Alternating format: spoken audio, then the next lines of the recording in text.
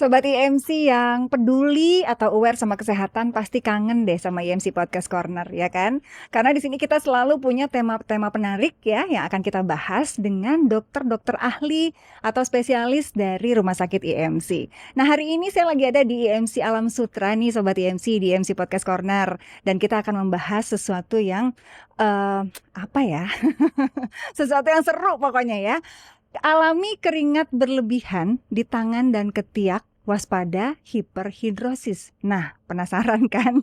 Makanya sekarang saya udah sama Dr. Ahmad Faisal, dokter spesialis bedah toraks, kardiak, dan vaskular konsultan. Halo dok. Halo, terima kasih Sobat IMC. Gimana dok? Kabar sehat? Sehat, Alhamdulillah. Coba dicek dok, coba basah nggak dok kata kita?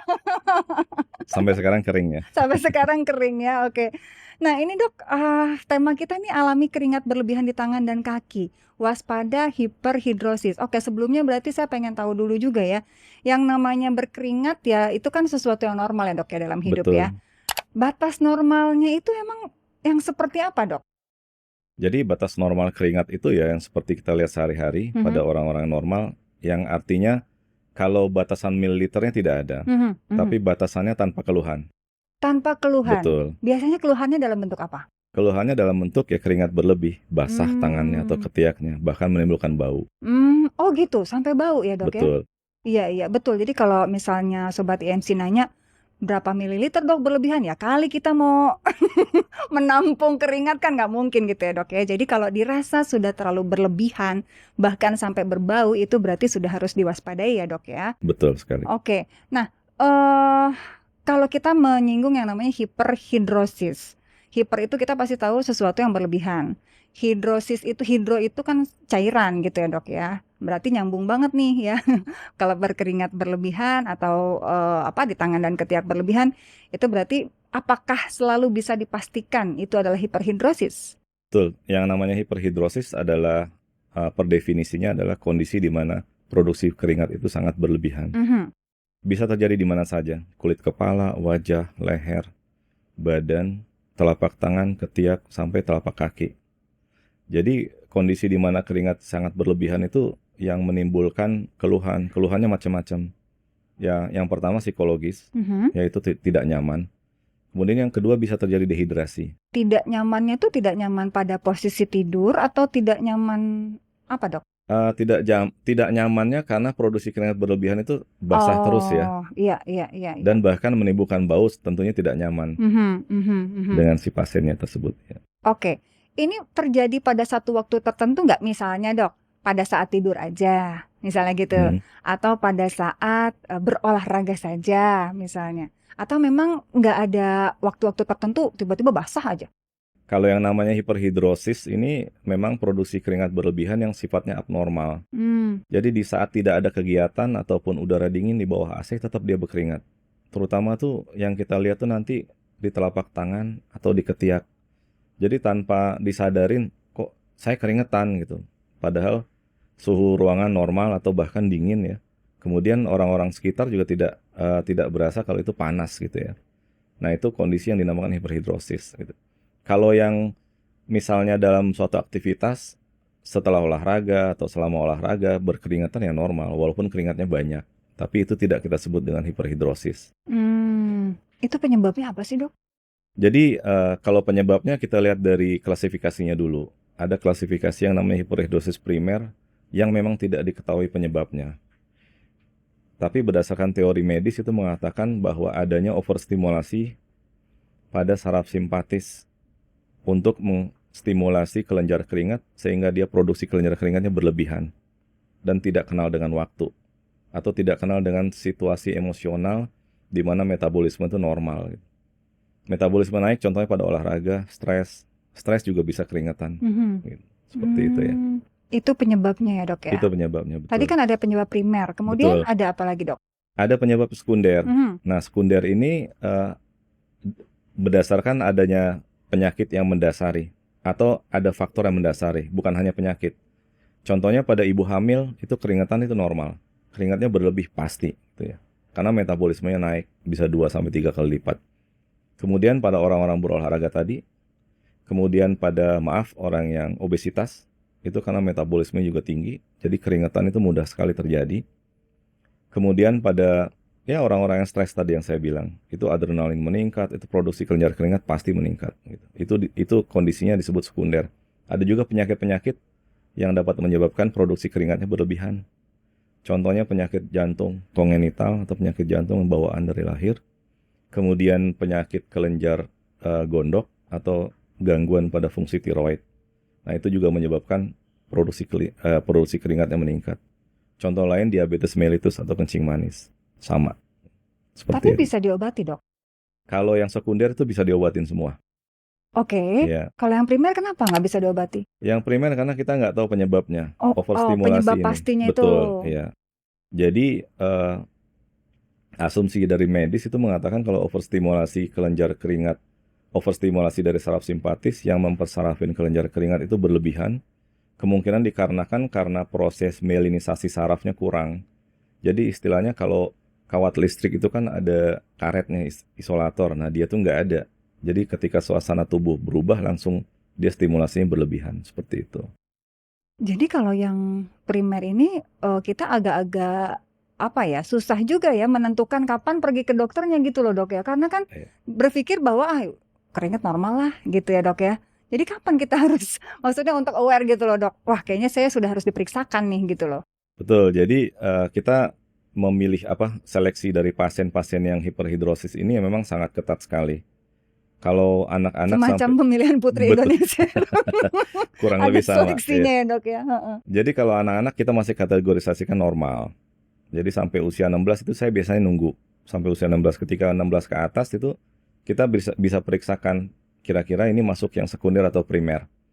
Contoh paling gampang adalah kita cek lab kelenjar gondok tiroidnya, apakah ada gangguan, apakah fungsinya meningkat yang disebut dengan hipertiroid atau fungsinya turun hipotiroid, sama-sama menimbulkan keringat berlebih. Kemudian cek gula darah, apakah ada diabetes mellitus sebagai penyakit yang mendasari.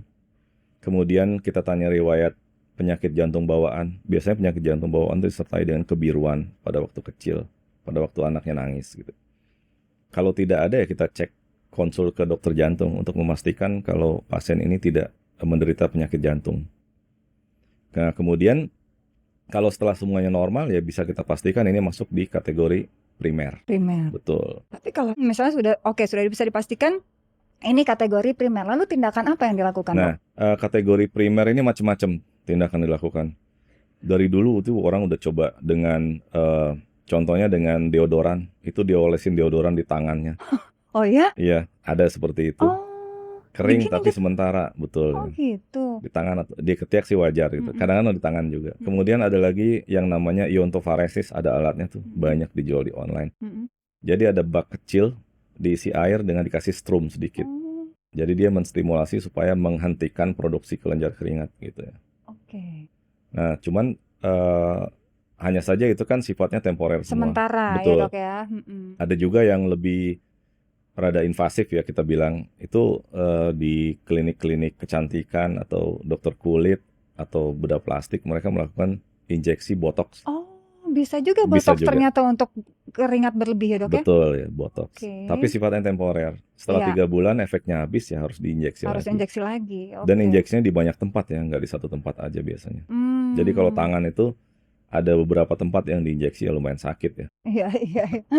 Jadi penanganan yang tepat, Dok, maksudnya kalau tadi yang sudah dokter informasikan kan kayak misalnya memakai deodoran atau memakai alat ion tadi itu kan dijual bebas juga ya di marketplace gitu kan, atau ke dokter kecantikan. Mungkin itu tadi sifatnya sementara. Tapi kalau penanganan dari dokter sendiri as a spesialis bedah torak, kardiak dan vaskular tuh apa, Dok, biasanya? Ya. Jadi kita punya metode pembedahan minimal invasif atau keyhole surgery, pembedahan lubang kunci istilahnya. Jadi kita operasi, nama tindakannya endoscopic thoracic sympathectomy, ETS ya. Endoscopic thoracic sympathectomy. Kita nyingkatnya dengan ETS. Operasi apa? Operasi ETS, kiri kanan. Okay. Bisa aja sebelah operasinya, cuman kan nanti hasilnya ya kasihan pasiennya sebelah kering sebelah basah gitu ya. Nggak seru juga gitu ya. Ini dengan kondisi keringat khusus di ketiak, berarti minimal invasifnya di daerah ketiak, kemudian di tangan berarti minimal invasifnya di tangan atau gimana, Dok? Enggak, di satu tempat. Di satu tempat? Di satu tempat ya. Kita membuat insisi kecil di daerah torakal, istilahnya daerah dada, itu di bawah ketiak kira-kira 1 senti. Kemudian dengan bantuan kamera torakoskopik atau operasi laparoskopik itu kita lihat nanti di kamera. Nah itu nanti kita lihat saraf mana yang kita akan ablasi istilahnya atau kita putuskan. Nah saraf itu nanti ada bertingkat itu tingkatannya. Ada yang untuk keringat di tangan, ada yang untuk di ketiak. Kadang-kadang kita habisin semuanya gitu. Oh, sarafnya di situ. Betul, ya. Pusatnya. Betul. Iya. Nah itu memang tidak sembarangan bisa dikerjakan oleh semua dokter bedah sih, karena itu di daerah situ juga ada saraf-saraf motorik, yaitu saraf yang untuk menggerakkan tangan gitu, itu bahaya gitu ya. Bahkan di atasnya ada saraf mata untuk kelopak mata. Ya. Wow, itulah kenapa kita memerlukan Dr. Ahmad Faisal ya. Oh gitu dok, jadi posisinya tuh di bawah ketiak, 1 senti di bawah ketiak ya. Betul, posisi sarafnya sih di tulang belakang. Oh, cuma nanti minimal invasifnya di daerah situ. Aksesnya dari arah Aksesnya di situ. Ya. Oke. Dengan pembiusan total tentunya ya. Pembiusan total ya dok. Betul. Ya. Oke, tapi setelah itu, setelah dilakukan tindakan, pasien akan merasakan seperti apa? Pasien akan merasakan yang pertama tentunya nyeri habis operasi lah ya. Itu normal. Tapi kita nanti dengan kita berikan analgetika atau painkiller yang baik juga nyerinya akan hilang 1-2 hari. Tapi hasil yang benar-benar kita bisa lihat itu hasilnya bisa terlihat langsung kalau keringatnya kering sama sekali. Langsung nggak ada keringat ya? Nggak ada. Oke. Dan itu sifatnya permanen. Ya. Jadi melakukan operasi ini ya insya Allah hanya sekali gitu ya dok. Betul, ya seumur hidup ya. Iya. Oh gitu dok. Betul. Berarti kita nggak perlu lagi deodoran itu. Nah ini yang agak sulit kita bicarakan ya. Karena deodoran itu kalau sudah dioperasi itu memang kering sama sekali. Kadang hanya berupa lifestyle aja. Karena udah kebiasaan pakai deodoran tetap pakai gitu. Pasien-pasien saya beberapa yang ada juga yang wah saya nggak perlu deodoran dok gitu. Saya perlu dok karena itu lifestyle aja. Karena terlalu kering agak nggak pede katanya. Saya bilang ini kering salah, basah juga salah. Jadi maunya yang mana nggak tahu gitu. Oke, dok, ini kan mungkin juga bisa jadi ya sesuatu yang baru diketahui nih sama sobat IMC, karena mungkin orang-orang kan ya tahu penyakit-penyakit umum gitu ya, diabetes, jantung, sakit mah misalnya kayak gitu. Ini kan sesuatu yang baru, ternyata keringat pun bisa dioperasi gitu ya. Dokter sendiri menemukan kasus ini cukup banyak nggak sih? Banyaknya karena selama ini orang nggak tahu ya. Harus ke dokter siapa, harus ke dokter mana. Kebanyakan mereka ya ke dokter kulit, dokter estetik gitu ya. Ada juga yang dilakukan pembedahan ekstrem, yang saya bilang ekstrem karena kelenjar keringat yang dibongkar gitu, dikurangin. Nah itu operasinya sakit sekali gitu ya. Karena kenapa harus kelenjar keringatnya? Dianya nggak salah gitu, yang salah tuh stimulasi sarafnya gitu. Gitu. Oke. Seperti itu. Jadi kalau misalnya sobat IMC nih punya ciri-ciri ya dok ya, simptom-simptom yang mungkin sudah dibeberkan tadi oleh Dr. Ahmad Faisal, sebaiknya periksakannya ke dokter spesialis, terutama kalau memang memerlukan tindakan pembedahan minimal invasif, tentu saja ke dokter spesialis bedah, torak, kardiak, dan vaskular. Ya Dr. Ahmad Faisal ini atau yang praktek setiap hari apa dok kalau dokter di Alam Sutra? Saya praktek setiap hari Selasa, Kamis, dan Jumat pukul 1 siang sampai pukul 5 sore. Oke, Selasa, Kamis, dan Jumat. Atau kalau misalnya pengen tahu jadwal lengkap dokter-dokter IMC bisa cek di websitenya www.imc.id ya. Terus jangan lupa juga follow Instagram @rs.imc dan simak terus channel YouTube kita IMC Podcast Corner hanya di RSIMC. Oke, mudah-mudahan apa yang kita sampaikan bermanfaat ya dok ya. Ya. Ilmu baru dan bisa akhirnya sobat IMC yang baru tahu nih, ternyata solusinya seperti ini. Saya baru tahu gitu ya dok ya. Oke, kalau gitu terima kasih banyak Dr. Ahmad Faisal. Sama-sama. Untuk bincang-bincangnya di IMC Podcast Corner. Mudah-mudahan kita bisa ketemu lagi di episode-episode berikutnya dengan tema yang tidak kalah menarik ya dok ya. Oke, saya Leni Diandra, sampai ketemu lagi sobat IMC.